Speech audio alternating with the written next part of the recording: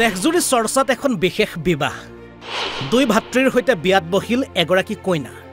পৰম্পৰা ৰক্ষাৰ স্বাৰ্থত জীৱনৰ এনে গুৰুত্বপূৰ্ণ সিদ্ধান্ত বিগত এটা সপ্তাহ ধৰি দেশত চৰ্চা লাভ কৰিছে হিমাচল প্ৰদেশৰ এখন বিশেষ বিবাহে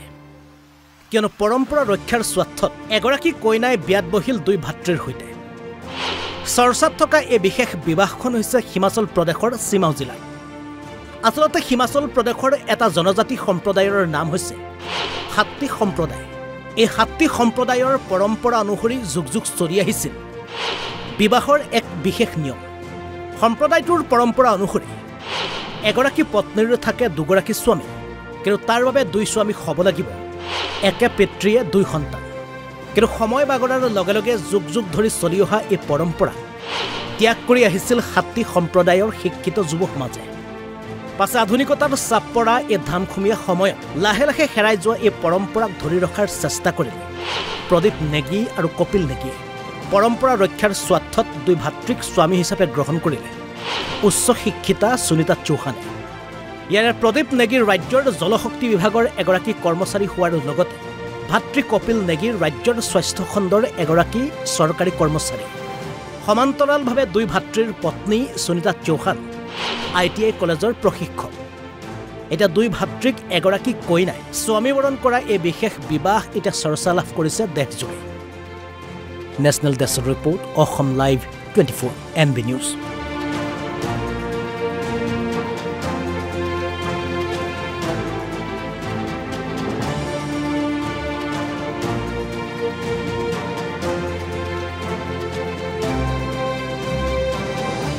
দেশজুৰি চৰ্চাত এখন বিশেষ বিবাহ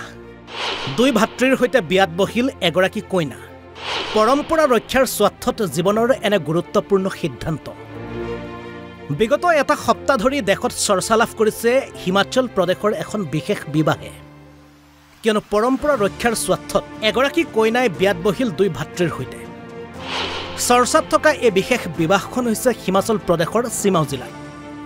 আসলতে হিমাচল প্ৰদেশৰ এটা জনজাতি সম্প্ৰদায়ৰ নাম হৈছে হাত্তি সম্প্ৰদায় এই হাত্তি সম্প্ৰদায়ৰ পৰম্পৰা অনুসৰি যুগ যুগ চলি আহিছিল বিবাহৰ এক বিশেষ নিয়ম সম্প্ৰদায়টোৰ পৰম্পৰা অনুসৰি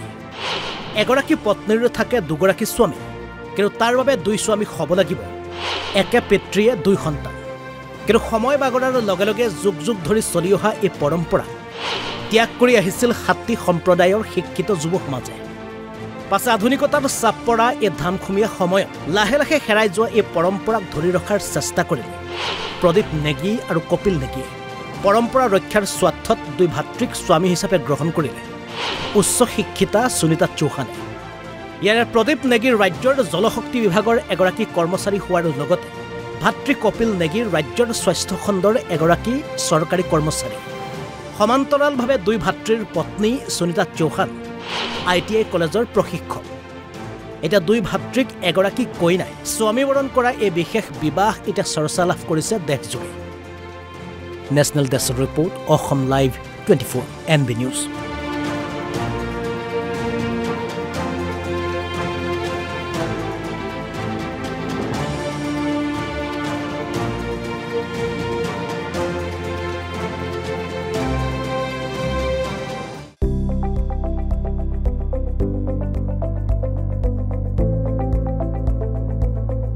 NB নিউজ